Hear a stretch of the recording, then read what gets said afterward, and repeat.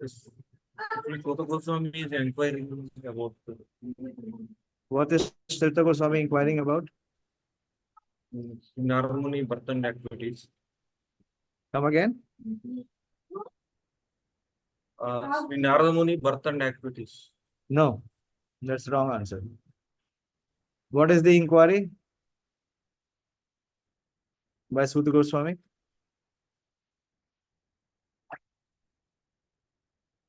Ganesh? I will ask those who don't study. And then I will show you how one has to hear. And who can remember and who will not be able to remember. Everything is given in Prabhupada's purport. I read that purport yesterday. Bolo Ganesh, I am asking you. We have very little time. Didn't recall the previous Right. class. 2 months back, if you would have eaten something which you like, have you forgotten? That you will not forget, even after 2 years or 20 years. Pranab?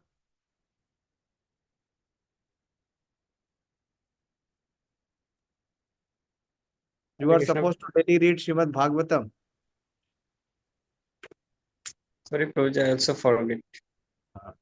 I cannot recall. Why should I embarrass others? Those who don't want to hear with heart. Yes, Sonika, आप बताइए. Prabhuji, Śrī Kṛṣṇa asked Śrī Goswami about the speakers. That's why this we are discussing about Narada Muni. He asked about speaker. That is true. But who is the speaker of Srimad Bhagavatam?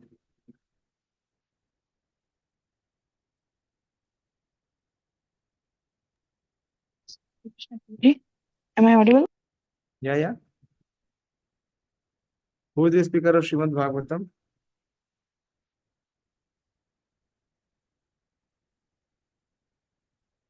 Unmute and speak. Yes, Ramya, you answer. Hare Krishna, Prabhuji. Prabhuji, actually, Srila Vyasadeva asked his spiritual master Narad Muni that after leaving after the spiritual master of Narad Muni, the Mahabhagavatas left, what did he do? उसके बाद उन्होंने क्या किया था? वो कैसे practice की थी? That is true, but this question is even before that, na? What Sonika said, partly correct.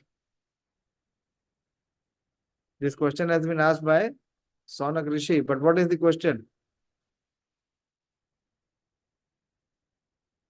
You should always be knowing in what context the storyline is advancing.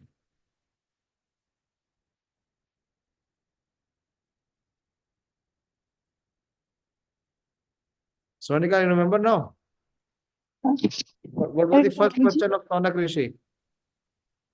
Prabhuji, first question was asked when and where Srimad Bhagavatam was spoken, and then he asked about the speaker. Yeah, what is the inspiration behind Srimad Bhagavatam and who is the inspiration behind Srimad Bhagavatam? That is none other than Narada Muni. Rather, this Bhagavatam is the gift of Narada Muni. He brought it from the celestial planet and gave it to Vyasadeva. So in this context, we are hearing. And what does not allow us to remember? All of you are saying we don't remember. So I'll share a very beautiful verse I read yesterday. I'll share with you. It will remind me also what is the reason why we forget. This is the conversation talks between Maitreya Muni and Vidura. This is in the 3rd canto. It says, he's talking about the creation and he's beginning to say that the senses are certainly the products of the mode of passion in false ego. Both the knowledge and the working senses. And therefore, philosophical speculative knowledge and fruitive activities are predominantly products of the mode of passion. This is what the conditioned soul does. It does only two engagement. Either it is sense gratification. To fulfill sense gratification, he performs fruitive activity, or it is mental speculation. Nothing else. And both are the products of the mode of passion. Prabhupada gives a very, very deep purport. Prabhupada says that the chief function of false ego is godlessness. So please remember from where the senses are coming. The senses are coming from the false ego in the interaction with the mode of passion. And the chief function of false ego is godlessness. When a person forgets his constitutional position as an eternally subordinate part and parcel of the Supreme Personality of Godhead and wants to be happy independently, he functions mainly in two ways. He first attempts to act fruitively for personal gain or sense gratification. This is what? This is karma. Karmis. These such personalities are called karmis. And after attempting such fruitive activities for a considerable time, when he is frustrated, he becomes a philosophical speculator and thinks himself to be on the same level as the God. So these are jnanis. This false idea of becoming one with the Lord is the last snare of the illusionary energy, which traps a living entity into the bondage of forgetfulness under the spell of false ego. So this is the philosophical explanation. But now comes the spiritual part, the solution. So this is there with all of us. Every one of us is inflicted by false ego. Everyone is inflicted by the mode of passion. And due to the false ego in interaction with the mode of passion, again and again we are dragged both in fruitive activities, which leads to sense gratification, and at times on mental speculation.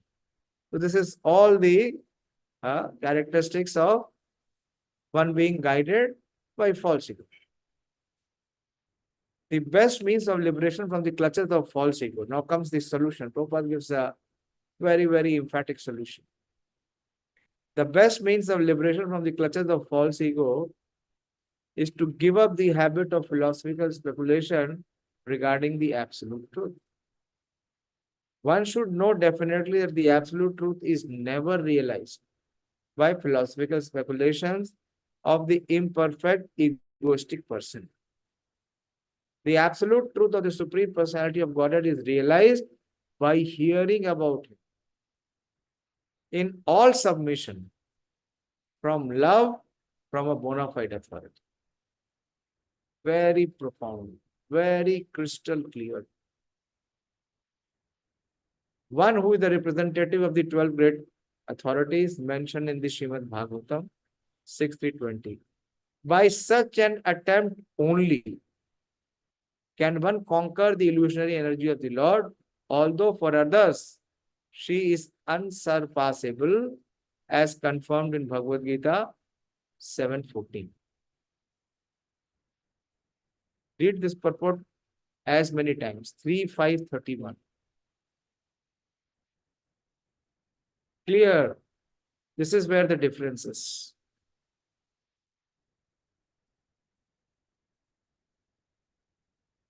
We are still trying to inflate and fan the false ego. And with this element of false ego, nothing will remember. It is because it is the characteristic of false ego to make us remain forgetfulness.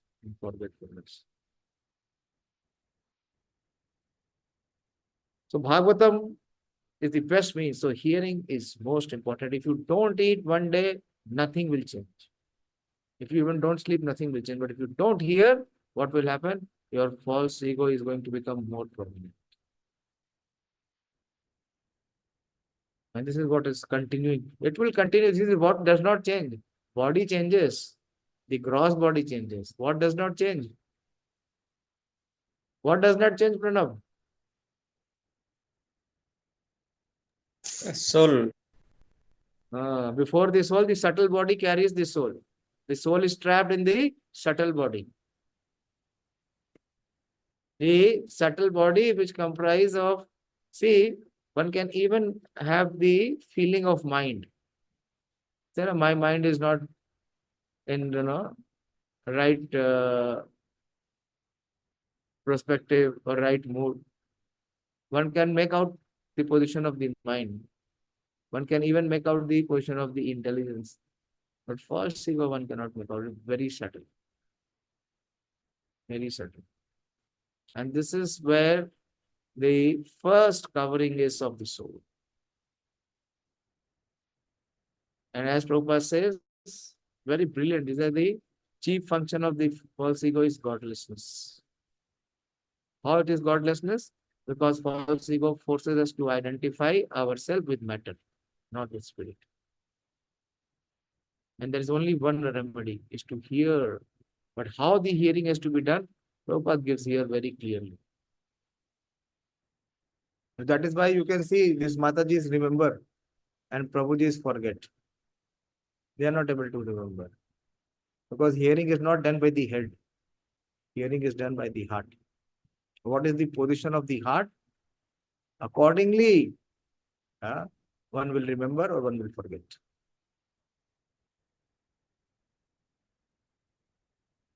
Okay. So, we see the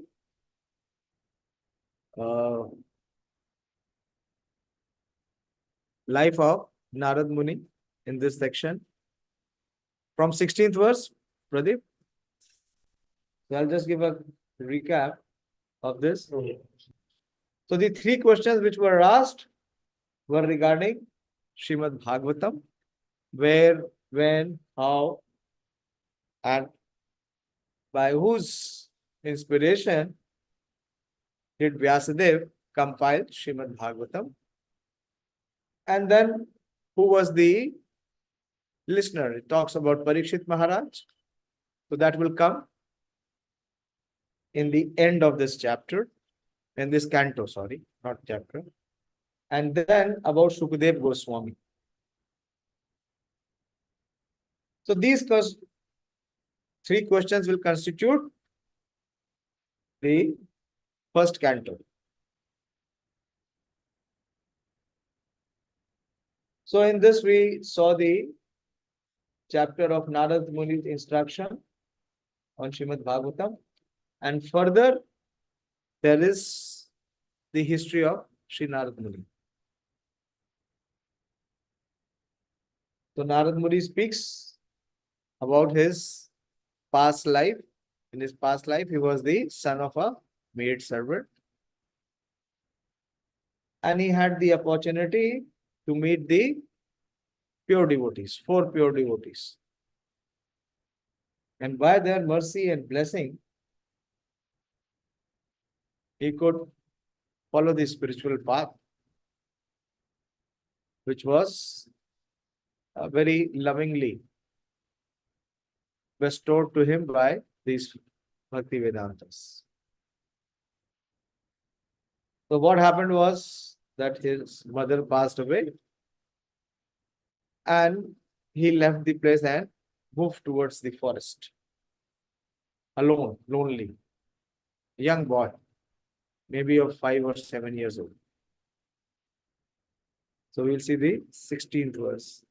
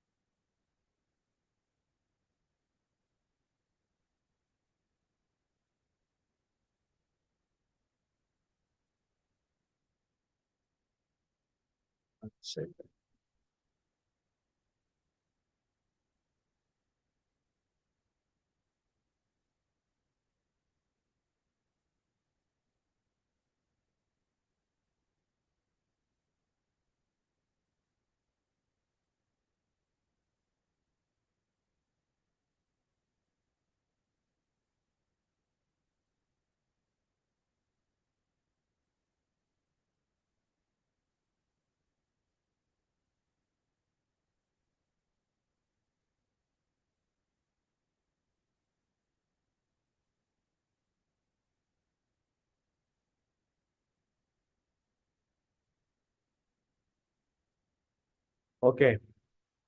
So this is the travel of young orphan Narad Muni in his previous life. So he is now meditating on the super soul. It says, the 15th verse says, just one more word. Thus traveling, I felt tired both bodily and mentally, and I was both thirsty and hungry. So I took a bath in the river lake and also drank water. By contacting water, I got relief from my exhaustion.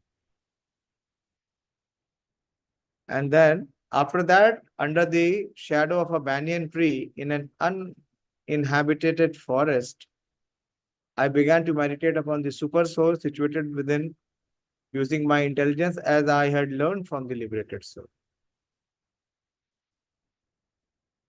Further, from 16th verse, dhyāyataś caraṇāmbhojaṁ bhāva-nirjita-cetasā autkaṇṭhyāśru-kalākṣasya hṛdy āsīn mein śanair hṛdy. Dhyāyata means meditating, fully focused. Where he was meditating?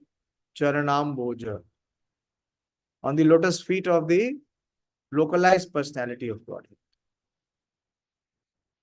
He was not just focusing on Paramatma, he was focusing on the lotus feet. Thus I began to meditate upon the lotus feet of the personality of Godhead, with my mind transformed in transcendental love. Very beautiful. You will see again and again in Srimad Bhagavatam, the meditation is on the caraṇāmbhojaṁ, on the lotus feet of the Lord.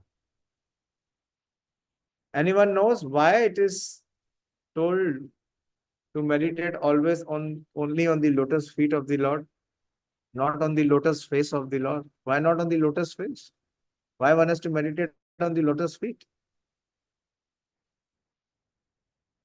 Everywhere in Srimad Bhagavatam we see that the description comes that the pure devotees are meditating on the lotus feet. But in our life, do we do that? Do we see, when we see each other, do we look at the feet? Where do we look upon the person? On his face. So what is so very extraordinary about the lotus feet of the Lord? One purport of Srimad Bhagavatam speaks very evidently. And what is the result of meditating on the lotus feet? Any idea? In many sections of Srimad Bhagavatam, it is said that how the meditation has to begin.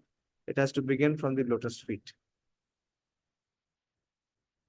What is so very extraordinary about the meditation on the lotus feet? Now, you have been hearing Bhagavatam for so many years.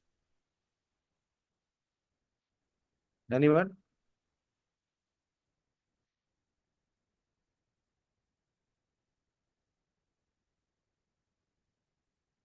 No one?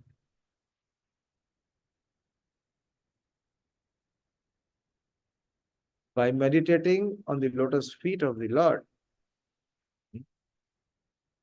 one gets all knowledge. And from knowledge, what is the result of knowledge? Is detachment. Detachment from the illusionary energy. The one purport, if I remember correctly, recently, yesterday I read that also. I'll show you that purport. It speaks about it. Why everywhere in Srimad Bhagavatam, it talks about again and again to meditate on the lotus feet only. Why not on the lotus face? So it is in 3:5:49. Third canto, 5th chapter, and between 49 and 51 verses. Manoram Prabhu?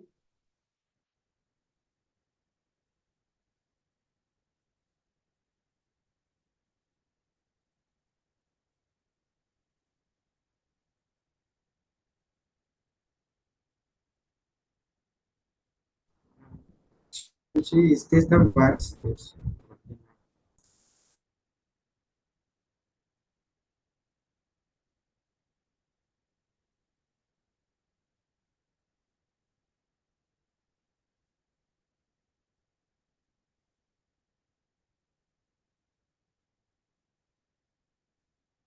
See, it is 3:5.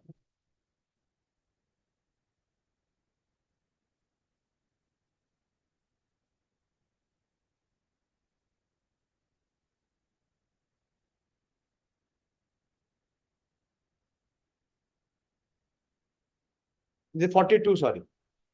It is 3:5:42.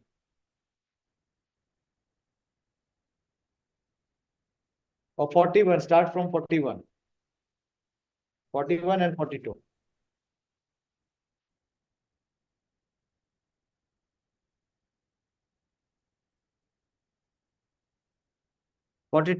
Come back. 3:5:42. 41 and 42. 41, okay. Just see the translation. Come down to translation. Translation. Come down.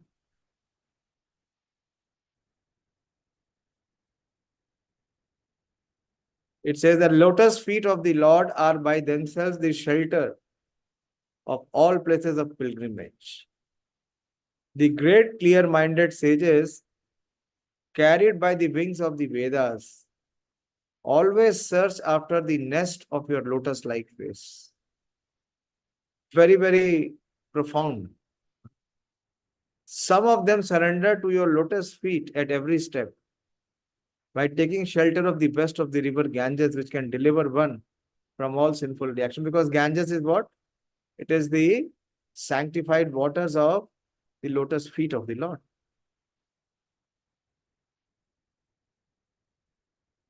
So this lotus feet is the shelter of the all places of pilgrimage. And by meditating on the lotus feet, what one does, what gets all knowledge. How this knowledge comes, it is here. The clear-minded sages carried by the wings of the Vedas. And where is the knowledge? The knowledge is in the scriptures. And when one takes the help of the scriptures are compared here to the wings. So what it does, what the pure devotee does by meditating on the lotus feet of the Lord, he is situated in knowledge of the Supreme Absolute Truth, the Personality of Godhead. And that knowledge is like the wings. So from the lotus feet, they come to the lotus face. Very beautiful. The Paramahansas are compared to the royal swans who make their nest on the petals of the lotus flower. The Lord's transcendental bodily parts are always compared to the lotus flower because in the material world, the lotus flower is the last word in beauty. The most beautiful thing in the world, in the Vedas, the most beautiful thing in the world is the Vedas or Bhagavad Gita. See the purport. Because herein, knowledge is imparted by the Personality of Godhead himself. The Paramahansas make his nest in the lotus-like face of the Lord. How? By receiving this knowledge. And always seek shelter at his lotus feet, which are reached by the wings of Vedic wisdoms. Since the Lord is the original source of all emanations, intelligent persons enlightened by Vedic knowledge seek the shelter of the Lord, just as the birds who leave the nest again search out the nest to take complete rest. All Vedic knowledge is meant for understanding the Supreme Lord, as stated in the Bhagavad Gita 15:15. Vedescha sarve ahameva vidyo. Intelligent persons who are like swans take shelter of the Lord by all means and do not hover on the mental plane by fruitlessly speculating on different philosophies. The Lord is so kind that he has spread the river Ganges throughout the universe, so that by taking bath in the holy river, everyone can get released from the reactions of sin which occur at every step. There are many rivers in the world which are able to evoke one's sense of God consciousness simply by one's bathing in them, and river Ganges is chief amongst them in India. There are 5 sacred rivers, but the Ganges is the most sacred river. The river Ganges and the Bhagavad Gita are the chief sources of transcendental happiness for mankind. An intelligent person can take shelter of them to go back home, back to Godhead. Even Sripad Shankaracharya recommend that a little knowledge of Bhagavad Gita and the drinking of the little quantity of Ganges can save one from the punishment of Yamaraj. Bhagavad Gita kinchid adita Ganga jal lav kanika pita sakrat yena murari samacha kriyete tasyena yamena na chacha. Okay, stop it. The other is also very nectarine. Stop it. Close the share. So we see all these great personalities, because by meditating on the lotus feet, one becomes eligible to receive that transcendental knowledge. And from the transcendental knowledge, what happens? There comes detachment or renunciation. And we see this is Narad Muni is exhibiting the highest form of renunciation. He is completely free from all possessions and attachments. So he is meditating. Narad Muni is meditating on the lotus feet. And as he was meditating, his mind transformed in transcendental love. Tears rolled down from his eyes. And without delay, the personality of Godhead, Śrī Kṛṣṇa, appeared on the lotus of my heart. hṛdy āsīn mein śanair hṛdy. Śanair means, in a moment, without delay. hṛdy āsīn means in the center of the heart. Āsīn means he takes a seat. The word bhava is significant here. The word bhava is significant here. This bhava stage is attained after one has transcendental affection for the Lord. Bhava is also said to be the preliminary stage of love. Śraddhā, rati. Okay, what is the chronology? The 9 stages. Adho, Śraddhā, tata sadhu sang, and bhajan kriya, anarth nivritti. Then nishtha, ruchi, asakti. Then there is bhava, and then prema. The first initial stage is called śraddhā. Okay, same verse. Or the liking for the Supreme Lord. And in order to increase that liking, one has to associate with pure devotees of the Lord. Who will associate? Those who have śraddhā. Those whose śraddhā is weak, they cannot associate. They will disassociate. Again and again, they will run away. Why? Because they don't have śraddhā. The third stage is to practice the prescribed rules and regulations of devotional service. Yesterday we discussed the Bhakti Lata Beach. So what is the Bhakti Lata Beach? It's the methods, the rules and regulations given by the pure devotees. This will dissipate all sorts of misgivings. What is misgiving? Anarthas. And remove all personal deficiencies that hamper progress in devotional service. This is anarth nivritti. When all misgivings and personal deficiencies are removed, there is standard faith. What is it called? Nishtha. Standard faith is called Nishtha in transcendental matter. And the taste for it increases in greater proportion. It is ruchi. This stage leads to attraction, which is called asakti. And after this, there is bhava. Or the preliminary stage or the prior stage of unalloyed love for God. All the above different stages are but different stages of development of transcendental love. When the mind is surcharged with transcendental love, there comes a strong feeling of separation, which leads to 8 different kinds of ecstasies. Tears from the eyes of a devotees are an automatic reaction.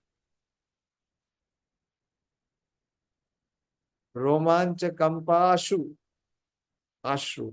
Romancha, kampa and ashru. Taranga-bhajo. Vande Guru Śrī Kṛṣṇa. Every day we sing. So what is this? This is the transcendental position of the spiritual master who is always experiencing this 8 kind of ecstasies. This is called Ashta Satvik Vikar.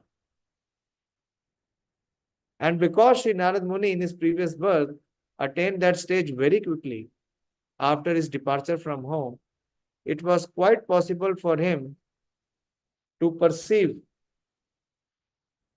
the actual presence of the Lord, which he tangibly experienced by his developed spiritual senses without material touch. So what he did? He just practiced the rules and regulations, the methods given by the 4 Bhakti Vedantas. And what was achieved? Dhruv Maharaj took 6 months, but Narad Muni even did not took 6 months. He said, without delay, the personality of Godhead, Śrī Kṛṣṇa, appeared on the lotus of my heart.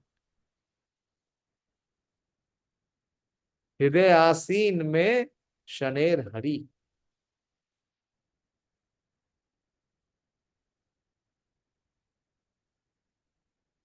Premati bhāva-nirjita-cetasā pulaka anga ati nivrita anand samplavolino na pashyam ubhayam mune. So what was his experiences? Oh, Vyasadeva at that time, being exceedingly overpowered by the feeling of happiness. Prema ati bhara nirbhinna. And Pulaka, Romancha kampashu taranga bhajo. Pulaka also is one of the ecstasies. Every part of my body became separately enlivened. Being absorbed in an ocean of ecstasy, I could see neither myself nor the Lord. He was so much in transcendental bliss, in ecstasy. Spiritual feelings of happiness and intense ecstasies have no mundane comparison. Therefore, it is very difficult to give expression to such feelings. Srila Prabhupada quoting. We can just have a glimpse of such ecstasy in the words of Sri Narad Muni. Each and every part of the body or senses has its particular function.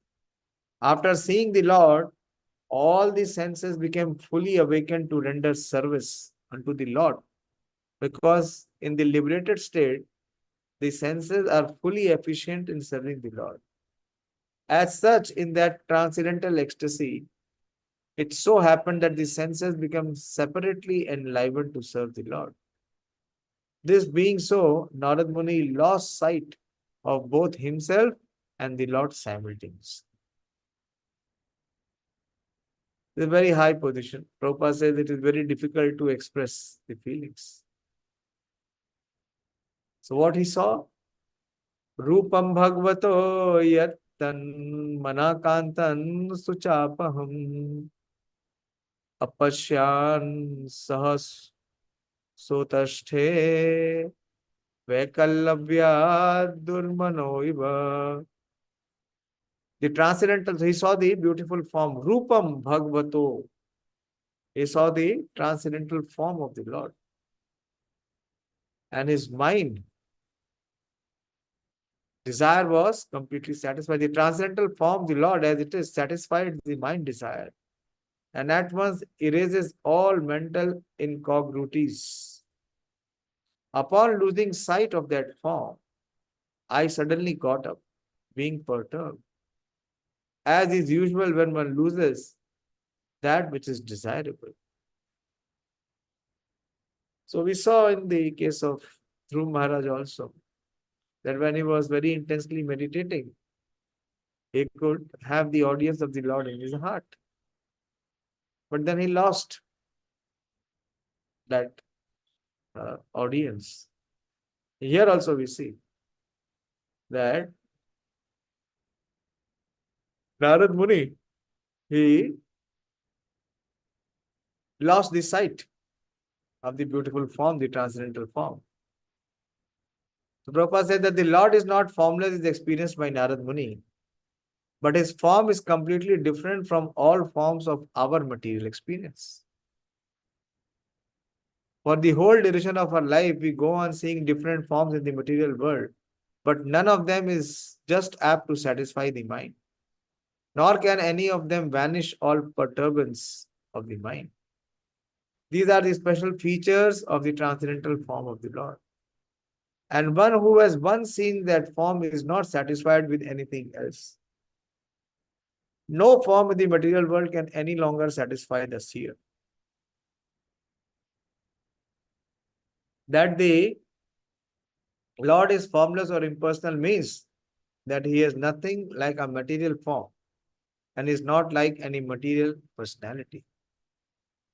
As spiritual beings have an eternal relation with that transcendental form of the Lord, we are life after life searching after that form of the Lord. And we are not satisfied by any form of material appeasement. Narad Muni got a glimpse of that most desirable form. But having lost sight of it again, he became perturbed and stood up all of a sudden to search it out. What we desired life after life was obtained by Narad Muni, and losing sight of him again was certainly a great shock for him. I'll take the next verse tomorrow. From 19th, we will continue tomorrow. Hare Krishna. So the progressive path and the advancement of Narad Muni is mentioned here. Hare Krishna. I'll stop here. If there is any question or contribution. Yes, Sonika. Hare Krishna Prabhuji. Prabhuji, you discussed about the lotus feet of Supreme Lord. You also mentioned that it is the treasure of knowledge. If we concentrate on, if we meditate on the lotus feet, then we will get knowledge. Prabhuji, but there is no difference in different parts of Lord. As we discussed earlier also, that there is no difference between any part of his Lord. Yes, So there is a verse. Brahma Samhita, Angani Yasya Sakalendriya. yes, yes, Prabhuji. So But that does not mean that we will stare at the lotus face of the Lord. This Bhagavatam is giving us step-by-step realization of the absolute truth. This is how Narad Muni received realization of the Lord. This is how other sages, the Paramahansas, received. This is the problem with all of us. We do not want to accept the process, but we want to put our speculation into action. And what is the lotus knowledge compared to? What is Prabhupada comparing that knowledge to?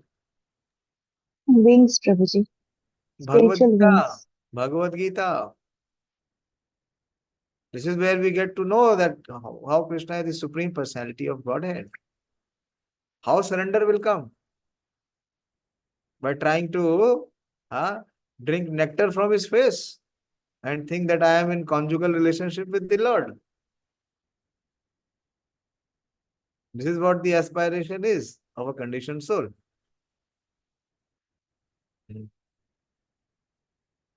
How it will come is through by following the Acharya. You see, the most outstanding feature of Narad Muni is given what? Should I read that purport again? You read the purport, 16th verse, 17th verse. How he was meditating?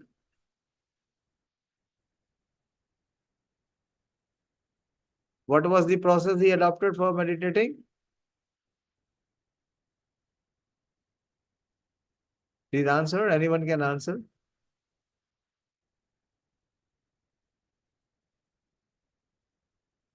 None of you can answer. What was the process which was applied by Narad Muni?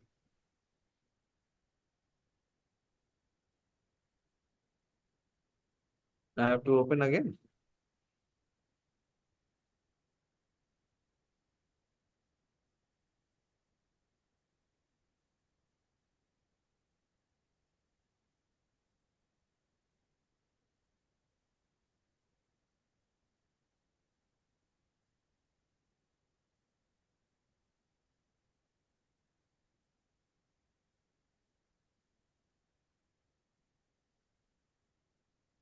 Here it was mentioned.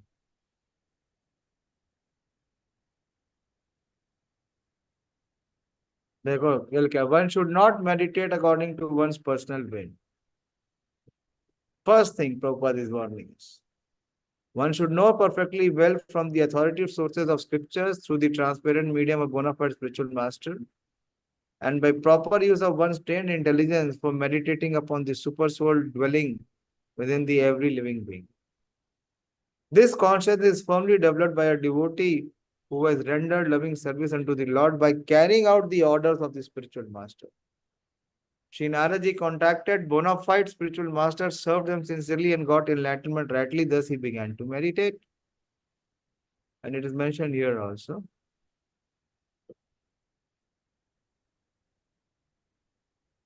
Yeah, the third stage is to practice the prescribed rules and regulations of devotional service.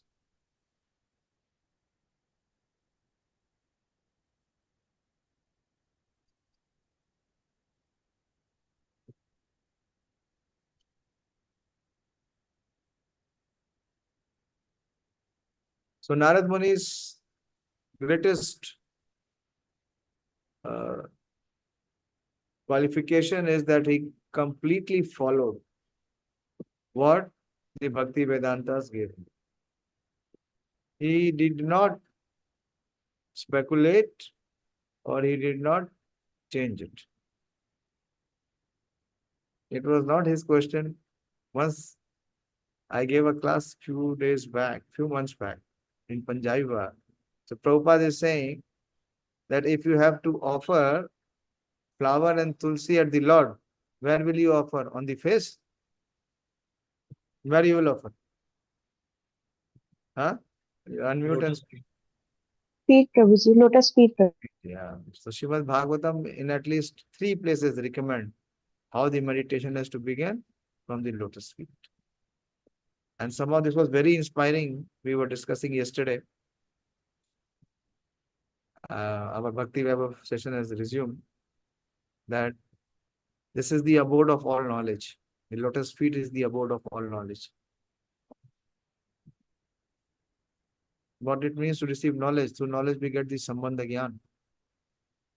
We revive our lost relationship with the Lord. And that knowledge is there.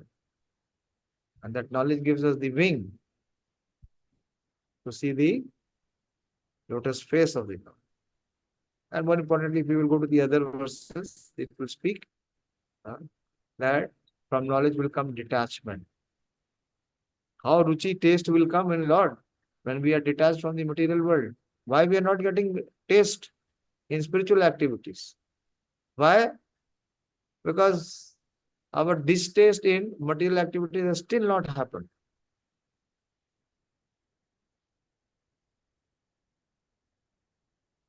Okay. Yes, the Lord is completely transcendental, and there is no difference between his limbs, but what we are advised to. We're not advised to stare at his lotus face, but to lotus feet. And that is how one will progress. That is the progression. And Prabhupada is explaining everything. That once misgiving will be over.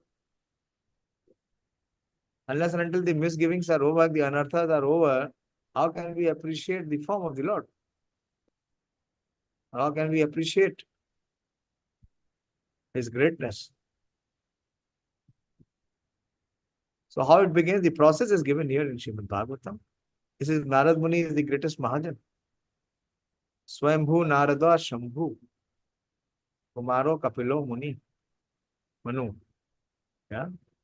So Narad Muni did this, and how much time it took for him to see the transcendental form of the Lord? Dhruva Maharaj, at least 6 months was mentioned. What is mentioned here?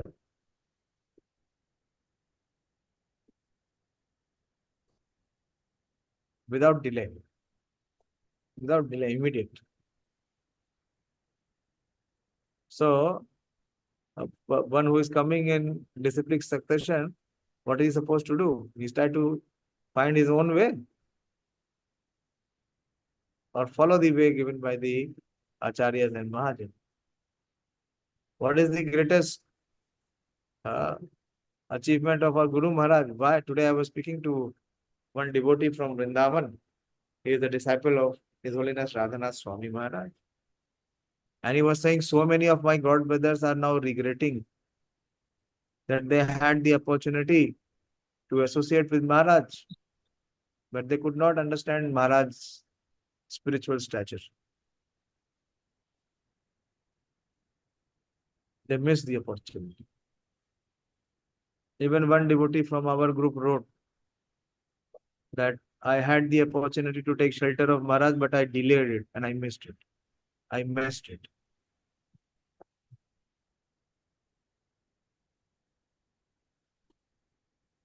What Maharaj has done, we have personally witnessed. Maharaj 100% followed what Srila Prabhupada said.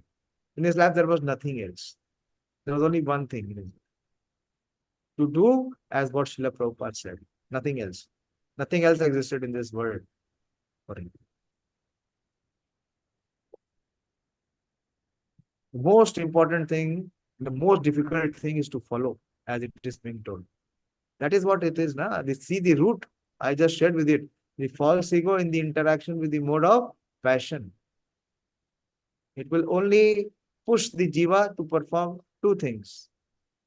Fruitive activity, sense gratification, and mental speculation. Nothing else he can do. So how can he follow? Most difficult thing for him is to follow. The Bhagavatam is warning us. Then the examples are there. Okay, I'll have to stop because I have to make some phone calls. Yeah. Very interesting. So I'm very inspired. That is why I told Pradeep that let us come back to Bhagavatam. We will resume Ramayana from first. Our schedule is fixed. But I don't want to miss this. And I have promised you that at least in this year, we will complete the first canto. So I cannot afford any day to pass by. There are 19 chapters. We are on 6th. Okay, thank you very much. Srimad Bhagavatam ki jai. Shri Narad Muni ki jai. Srila Prabhupada ki jai. Nitai Gaur Premanandi Hari Hari Gaur. Hare Krishna. Keep writing. Sonika, you have lost your habit of writing. And so have you, Manoram. And because you both are not writing, others have taken it for granted. When the leaders are not writing, why should we write? If you don't write, you will not remember. It is one way of overcoming the influence of false ego.